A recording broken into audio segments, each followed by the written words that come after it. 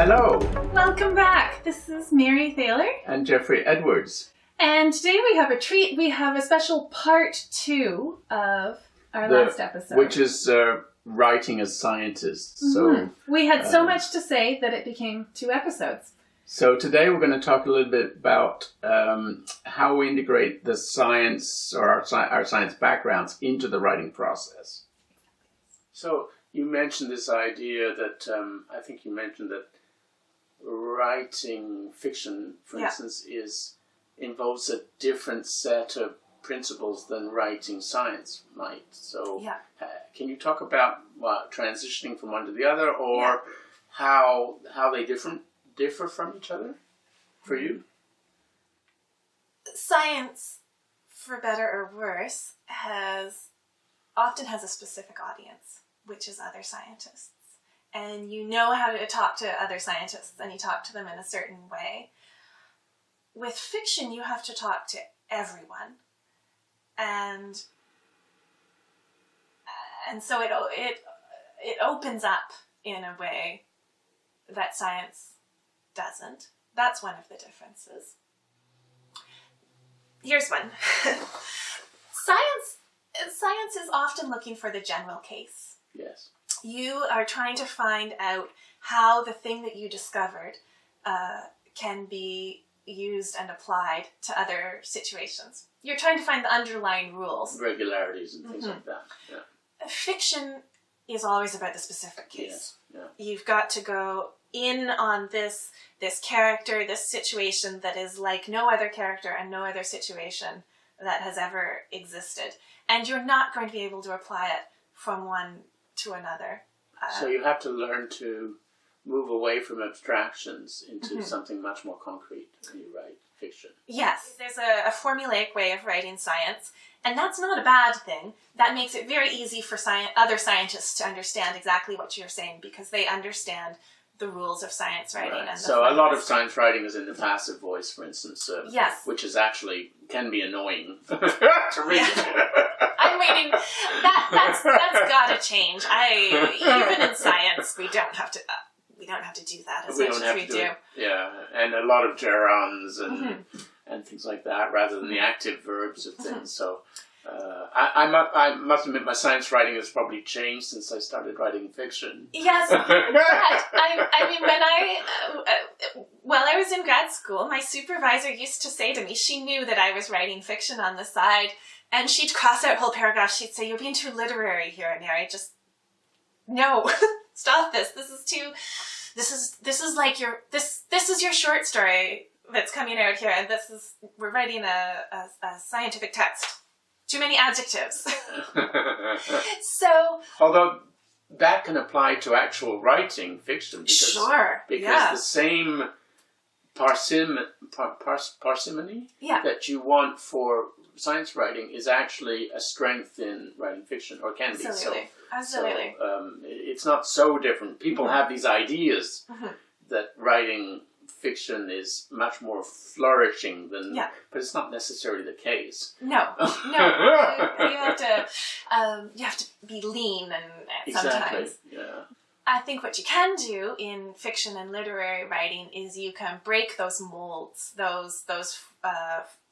formula and the rules for writing that structure scientific writing so much that it's part of the point of what you're doing is to break out of the expected ways of writing. So did you go through a transition period did you learn to write fiction as opposed to writing? I mean, I've got copies of stories that I was writing back in 3rd grade that were like little fairy tales and things like that. So I was writing fiction all my life. And then I think it was more, I kind of had served an apprenticeship where I learned to write scientific writing. And the fiction was continuing along the side. And there was a time when I thought that I would mostly do science, that science would be my full-time job, and writing fiction would be for evenings and weekends. And now we've reversed that. But the fiction never went away. It was always happening. Because in my case, it did go away. I mean, okay. I started off as a young man, very interested in the whole writing process, fiction and so forth. Yeah. And then I essentially stopped for about 25 years, writing almost any fiction at all. Yeah. And then came back to it. So it's a very different kind of process. And I imagine in those years, a lot of scientific work was being done. Like you would. So I've written, more than 250 papers in science. Yeah. So that's quite a lot of production. That is a lot. Yeah. Did you find, when you came back to the writing, had all that scientific work changed your writing? Well, I was worried about it. It's one of the things that when I started to write, I thought, because I had heard other comments, for instance, from editors about professors and how they think they can write, but they can't. Oh, dear. Really? And I thought, maybe my case. I need to be not too much hubris about the fact that I've written all these scientific papers doesn't mean I can write fiction. Yeah. So when I launched myself into this process, I thought, well, I really think I need to relearn the process of writing fiction and not be too cocky about it. Yeah. Right? Were there habits that you had to get rid of? The passive voice I had to leave behind. Absolutely. Descriptions in fiction require a kind of, in science you describe things and you need to describe things in detail, but they're not descriptions that have feeling in them. And descriptions in fiction have to have feeling built into them. So I had to learn to do that in a way that wasn't necessarily the case in my science fiction writing, in my science writing. You had to let that part of your brain be turned on. Yeah, and re-engage with that. Was there anything positive about the science that carried over into the writing? Well, one of the things that, as a young man, when I was interested in writing, I must admit I was very, not hesitant exactly, but unsure of myself. Okay.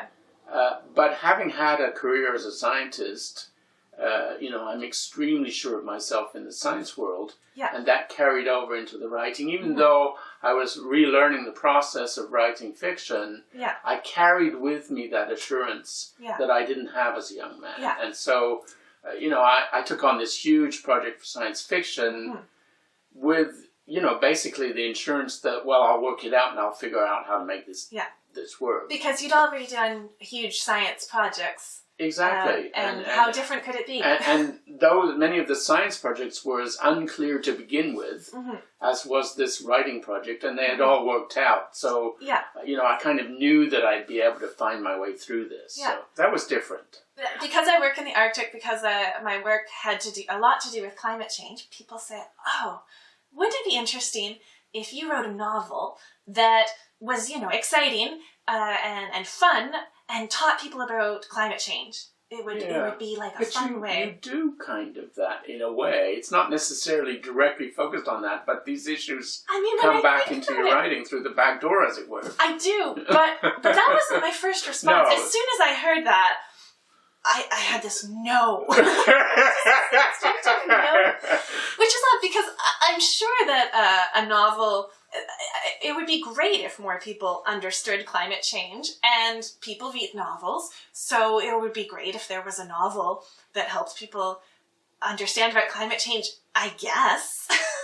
But it was strange. Have you ever had... Well, I think it has to do with this thing that I was talking about earlier about feeling. Yeah. The writing has to come from a place of feeling. It has to come from the inside out. Yeah. Rather than, I think you can write from the outside in. You can decide, I'm going to do this, it's going to look like this, and you can write that way. Yeah. And there are many people who do that. But I think it's certainly not the way I work. I want things to come from the inside and work themselves out. Yeah. And so I won't take instruction that way. No. And of course I have a science career that says, I will allow myself to not take instruction that way because I have all this background. That's what the PhD means. You have to do it, people say. But you have a PhD too, so... It's true. Do some of your scientific preoccupations come out in your fiction? Yeah, I mean, I think, in fact, in a way, the whole saga of the science fiction monster that I'm working on, the 15-book saga, is about a kind of vision of humanity and vision of the world that is strongly fed by my scientific interests over the years. Which is the other comment that I think both scientists and science fiction writers get is what is the future going to be? People are often asking scientists that ask that. The policymakers come to us and say, "All right, climate change 20 years from now, what's the Arctic Ocean going to be? What's the ecology of the Arctic Ocean going to be?" And I think in science fiction, you're letting yourself in for some of that as well. And 1,000 years from now. Yeah, mine is very long-term future possibilities. So there is a kind of prophetic aspect to that. Prophetic or predictive. Or projective, I guess, which is probably more what's going on than predictive exactly. But do you think that's a productive way to read science fiction? I think it's built into science fiction to certainly a level. I think it's part of why one is pulled to read science fiction, that one has visions of the future. Obviously, none of these visions are going to actually occur, but they inform our understanding of how society is evolving and where it's going and what the possibilities and what the dangers are of that evolution. So I think it's a legitimate subject in the science fiction. A thought experiment, in fact, which is a scientific term that has made the jump into the literary world. Was it Weltanschauung, the German term for worldview? Right? Weltanschauung. I didn't know that. They have a word for everything. Was the philosophers, I think, that Einstein used that term. So. Speaking of future episodes, I think we can wrap up this one, and next time we're planning to talk about writing practices. So the actual physical nuts and bolts of sitting down with a writing instrument and writing. Yeah, it may be boring to look at, but it is interesting to do. So so we hope you'll join us, and if you've enjoyed this, then do subscribe. There's a link below. And we look forward to seeing you and talking to you again next time. Great.